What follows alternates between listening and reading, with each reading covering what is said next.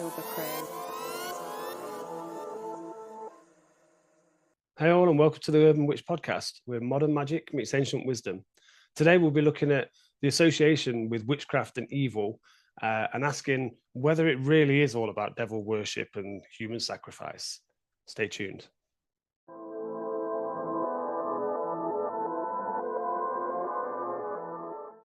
In witchcraft in general, and particularly when we hear the word witch or we hear the word witchcraft, immediately comes to your mind is usually the concept of kind of like the medieval witch, and that's kind of where we have our basis of superstition and the basis of what we know of what a witch is and what witchcraft is.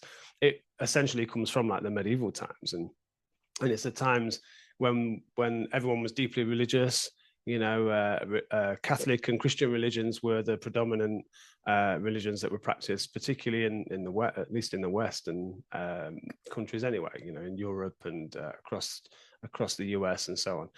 So really all of that kind of combined together, and that religious fervor was the driving force of the witch trials and of all the atrocities that kind of went on around that.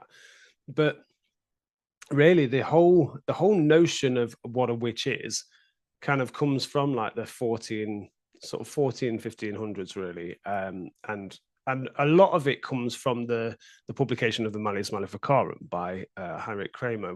We've kind of touched on his stuff a bit before. We've touched on the Malleus before in previous episodes, but it was a profound document, and the release of that, it was the second most distributed book on earth, behind the Bible at the time, and it had the papal approval. It had the approval of the Pope, and it had the approval of the monarchy, of the king at the time. So it was a hugely important document. It was given far more weight than it possibly should have been. It was a massively misogynistic document. He was a misogynist, and it was a misogynistic document. It was essentially anything that he said about witches, what he actually meant was women, really. He was a deeply troubled man, and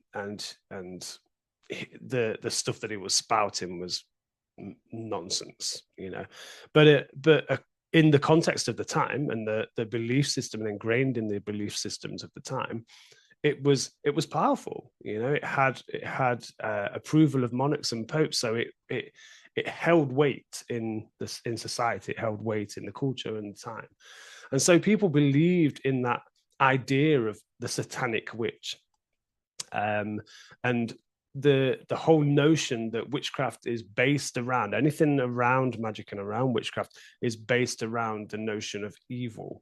And I guess the concept of good and evil is something that we still struggle with today. The notion of what is evil and what is good, and it's not a straightforward thing. It's not a linear subject. The whole notion of good and evil is purely a human construct. The concept of evil doesn't exist outside of humanity, not outside of our minds. Animals aren't subject to good and evil. There is no evil in nature. There is just nature. There is just the way of things. We wouldn't say a lion is evil for killing a gazelle, for example. It is just nature. It's just how things are.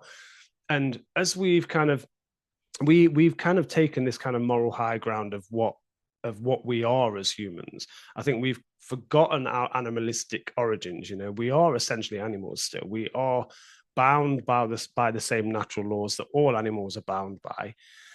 The difference is we've placed morals and ethics into the mix, and for good or for bad, it stands us out from the other animals in that sense.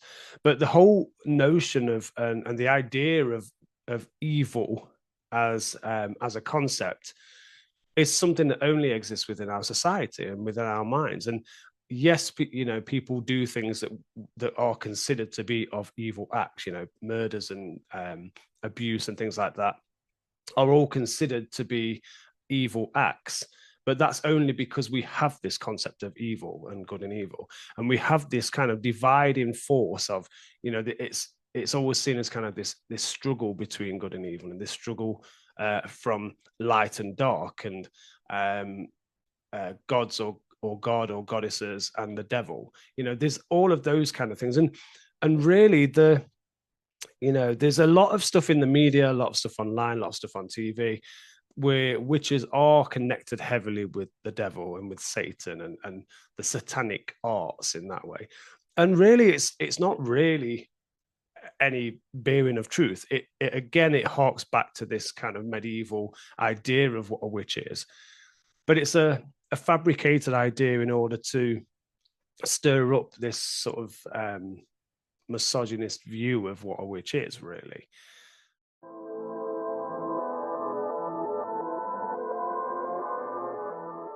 If you think about where witchcraft kind of comes from and where magic is practiced, you know, a lot of witches are pagans. Not all witches are pagans, but a lot of witches are pagans, and a lot of our magical beliefs, magical ways of being, stem from those pagan traditions. You know, and we look at past pagan traditions, people like the Celts and the ancient Norse and so on, and Romans and Greeks and so on. And so we draw on lots of different types of magical systems and belief systems from all across the world, from various different time periods. But all of those are all paganistic in their nature. They are connected to multiple gods or goddesses or figures or spiritual figures, and so they all have their connections in multiplicity, in multiple gods and goddesses. Whereas sort of more modern belief systems, sort of Christianity, Islam, and so on, the Abrahamic systems all have, like, at their core, a single God, you know, one particular God. And to get the antithesis of that, they have to have something that is of an opposing force, because God obviously can't be blamed for all wrong things that happen in the world, because, you know, that would just not suit, would it? You know, that would not fit the narrative of that particular religion. So what was needed was an anti-god, an anti-divinity in that sense, an amalgamation of all that is wrong in the world, all that is ill, that ills mankind, and it's mashed together in an egregore, essentially, in a thought form that has been perpetuated out across time, and then it's become into this characterization of everything that is evil is embodied in the character of the devil.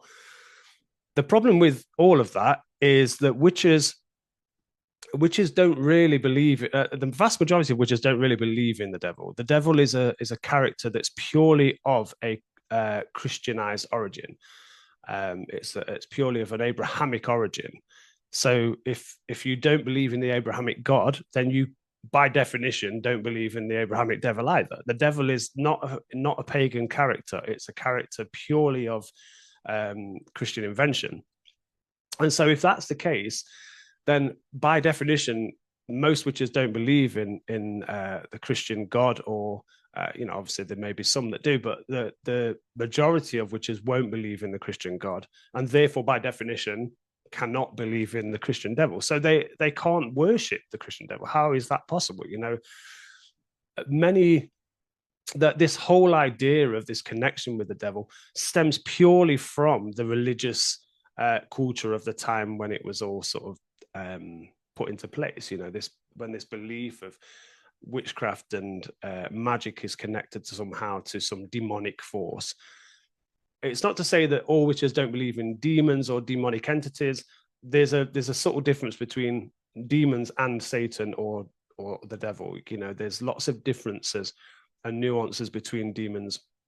Demonic forces are usually sort of regarded as kind of something from within, you know, something that we struggle with, and we say it all the time. You know, people say, "Oh, you know, I've battled my demons," and that usually refers to some kind of internal struggle that the person's had. it could be addictions, it could be abuse, it could be traumas, whatever it is. It usually is given this embodiment of a demon that the person has battled with and has struggles with. That's not the same as what the medieval sort of version of witchcraft is, and what the belief was around witches and their connection to the devil. The devil itself is just this kind of it's essentially a thought form, and because of how many people have over history have believed in that thought form, and because it's sort of been spread around as being, you know, this real entity, then what we have is it's become an almost embodiment of everything that we know of as evil, and therefore it's been sort of perpetuated that way. So in terms of witches and witchcraft being inherently evil, that in itself is a nonsense. You know, evil has no purpose specifically. You know, it's everything is, I think it's too linear to say that the concept of evil is something which is a standardization of every human being's behavior and actions. You can't always judge that. You know, each of us, we aren't just one system of humanity. We are each individuals sharing an experience of what it is to be human at the same time as each other. You know, that's not the same as being one sort of embodied entity, all moving and behaving and thinking and doing as one. That's not how humanity works. Humans are each unique and individual, and then we work, you know, we operate within societal structures often, and we move in tandem to a degree, but we are each individually thinking and conscious and so on. And so individual actions determine what is right or wrong, you know, moral belief systems, ethical structures and systems within a particular society, our own moral compass, and ultimately the intentions that we move through the world with. If we move through the world with predominantly positive intentions, then what we project out there will be predominantly positive actions. If we move through the world with damaged or harmful intentions, then what we project out to the world will predominantly be harmful or coming from a damaged place. And so it's all about intention. And it's the old sort of adage about, you know, there's the whole thing about, you know, guns don't kill people, people do. And that's true, you know, and the same with, you know, and I've used this kind of, I guess this kind of way of explaining this whole nature of good and evil and intentions and all of that. I've used this a few times in various different conversations, and a simple way of looking at it is with a knife. You know, the knife is neither good or evil. There is no intention delivered to the knife. A knife, if you put a knife on a table and you look at it, it does nothing. It's a piece of metal with a handle, and it just sits there doing nothing. It has no intention. It has no purpose. The only intention, the purpose and the intention and the use of that knife then comes from the intention that we put behind that knife. So the second we pick up a knife, our intention then will dictate what that knife then goes on to become and do. So if our intention is pure and positive, then that knife can be used to feed a family. It can be used to cut out a cancer. It could be used to, you know, sculpt something out of wood and create.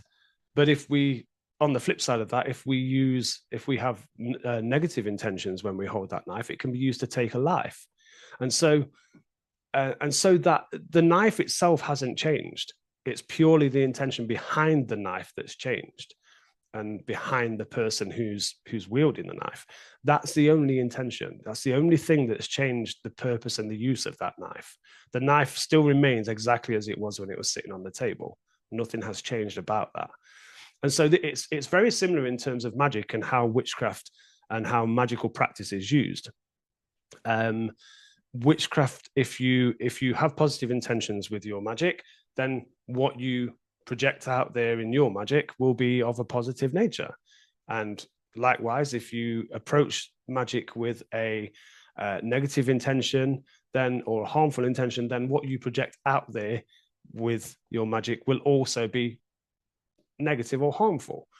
And so it's not the magic itself, it's not the practice of witchcraft itself, it's not the witch themselves, it's the person themselves that dictate whether or not a magical action or a witch's action is good or evil.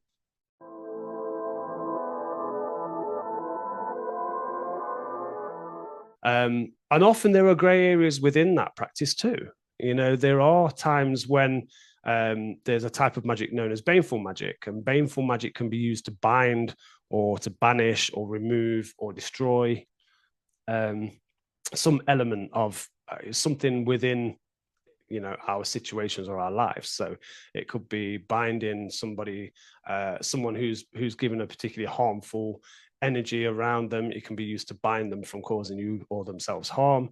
It can be used to destroy or sever a tie of, you know, between two people, or it could be used for a whole range of things. So even though that is classed as baneful magic, and some people would class it as kind of black magic, or evil magic, it's not the intention and the outcome of the magic is quite a positive one. You know, it's the helping someone to heal or helping someone to remove a negative force within their lives.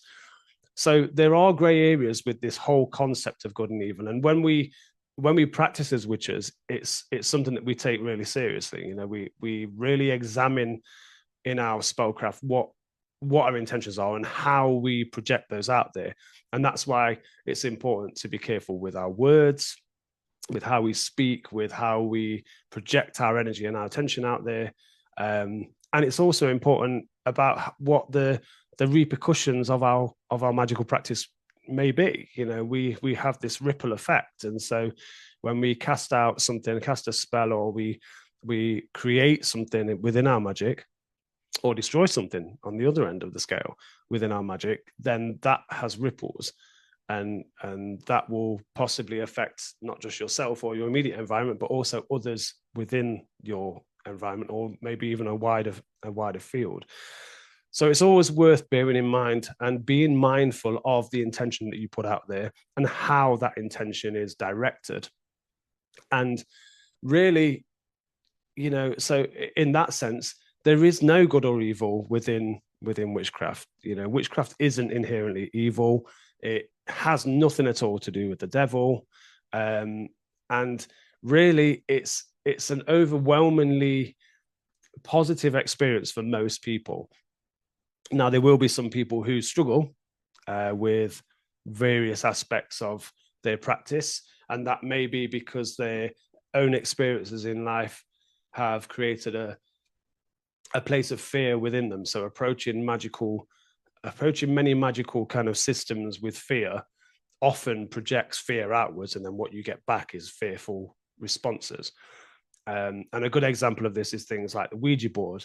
You know, people use a Ouija board for, you know, trying to contact spirits, but because of all the sort of negative and sort of evil connotations around Ouija boards throughout popular culture, particularly in sort of you know, in films and movies, then what you get is people approach the Ouija board from a place of fear to start with, and then what they experience often makes them feel fearful even more of the Ouija board. Whereas in itself, when you don't approach the Ouija board as, with fear, then what you tend to get is a relatively positive experience, or none at all. You know, it is it's purely subjective to the person using the Ouija board at the time. Doesn't mean Ouija board itself as a tool is anything of an evil nature. You know, likewise, bone magic and things like that also aren't of an evil nature.